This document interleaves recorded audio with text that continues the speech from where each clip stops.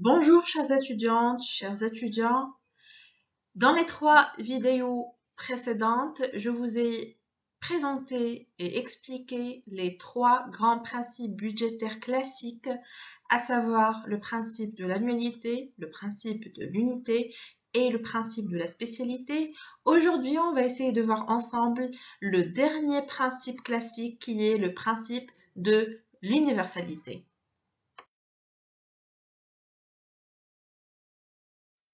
À votre avis, qu'est-ce que c'est que le principe de l'universalité et quelle est la différence entre principe de l'universalité et principe de l'unité?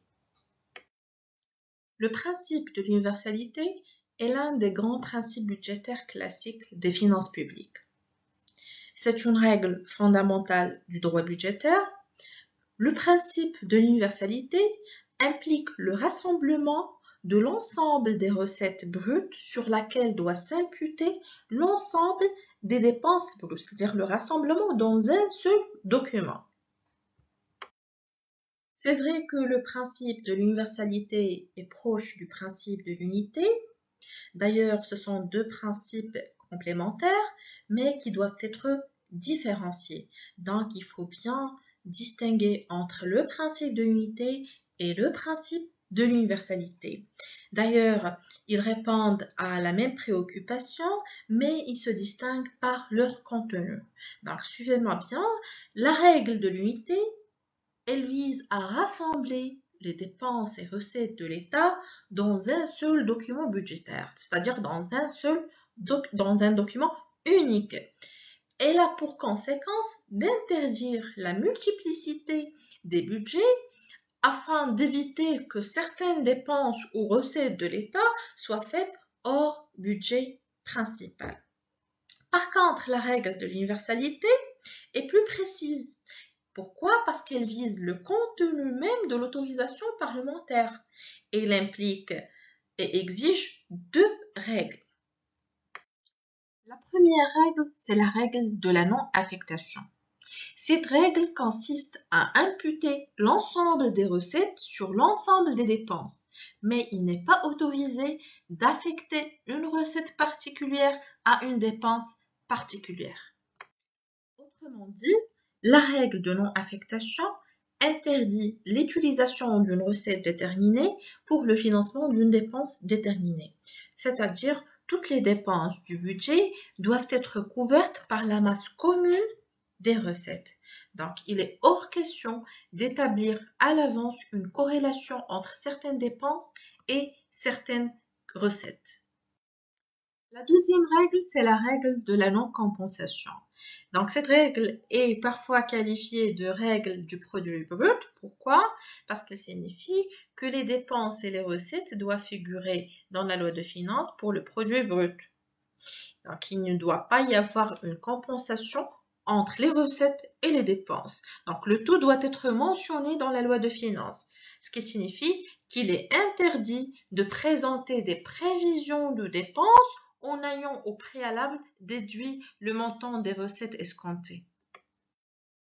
Cette règle exige que toutes les dépenses et toutes les recettes de l'État soient inscrites dans le budget principal sans qu'il puisse y avoir une contraction entre les unes et les autres.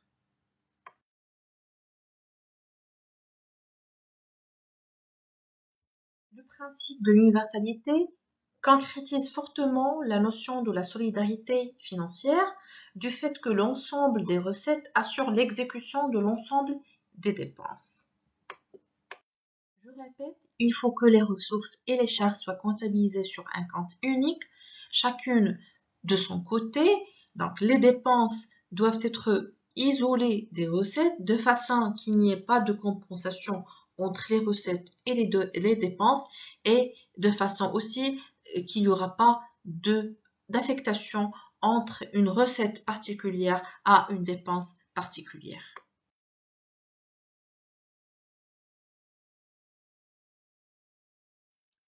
C'est vrai que le principe de l'universalité budgétaire stipule que l'ensemble des recettes doivent assurer l'exécution de l'ensemble des dépenses, mais il y a toujours des exceptions. Donc, certaines recettes peuvent être directement affectées à certaines dépenses. C'est le cas, par exemple, des fonds de concours, c'est-à-dire les sommes que certaines personnes physiques ou morales versent volontairement au budget de l'État pour la réalisation d'une dépense d'intérêt public. C'est le cas aussi du produit des dons ELEC, c'est le cas des segments et les comptes spéciaux du Trésor. Toutes les exceptions que je viens de citer sont mentionnées dans l'article 8, l'article 34 et l'article 35 de la loi organique de finances.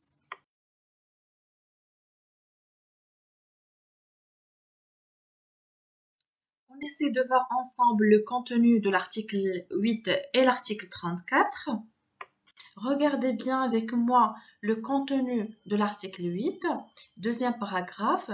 Toutes les recettes et toutes les dépenses sont imputées au budget général. C'est ce que nous avons déjà dit en expliquant le principe de l'universalité budgétaire, c'est-à-dire l'ensemble des recettes doivent assurer l'exécution de l'ensemble des dépenses.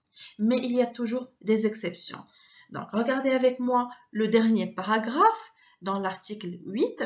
Certaines recettes peuvent être affectées à certaines dépenses dans le cadre des budgets et des services de l'État gérés de manière autonome, c'est-à-dire des segments, des comptes spéciaux du Trésor ou des procédures comptables particulières telles que prévues aux articles 34 et 35.